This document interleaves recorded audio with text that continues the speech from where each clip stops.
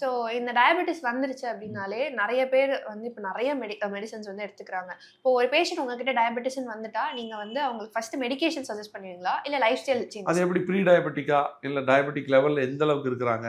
HbA1c பார்ப்போம். ஒரு 6 இருந்து 6.5 அவங்கள டயட்லயே கரெக்ட் பண்ண முடியும். சில ரெஜிமென் சொல்லிக் குடுப்போம். இதெல்லாம் பண்ணுங்க.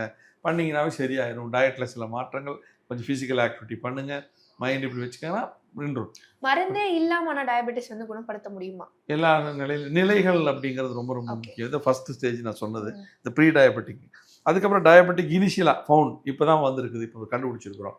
அப்படின்னா மினிமமா மெடிசின்ஸ் எடுத்து அதை ரிவர்ஸ் பண்றதுக்கு பார்த்துக்கணும். ம். ஸோ அது ஈஸி. கொஞ்சம் சீக்கிரமா பண்ணிடலாம்.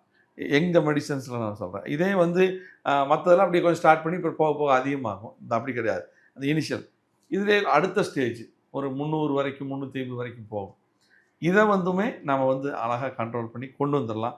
மேபி மருந்து நிறுத்த முடியாத சூழ்நிலை சம்டைம்ஸ் வரலாம். But which doesn't have any side effects. Okay. இது ஒரு பாயிண்ட்.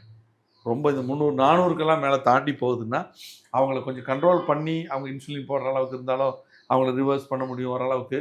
ஆனால் பேன்க்ரியாஸ் ஃபங்க்ஷன் வந்து கரெக்டாக இருக்கணும். ஓகே. அது டெட் ஆயிடுச்சு, அது ஒர்க்கே பண்ணலைங்கிற கண்டிஷன் போனால் அதை ரிவர்ஸ் பண்ணுறது கொஞ்சம் கஷ்டம். ஸோ இந்த ஸ்டேஜஸ் தான் ரொம்ப ரொம்ப முக்கியமான. எல்லாத்தையும் ஒரே மாதிரி ட்ரீட் பண்ண முடியாது.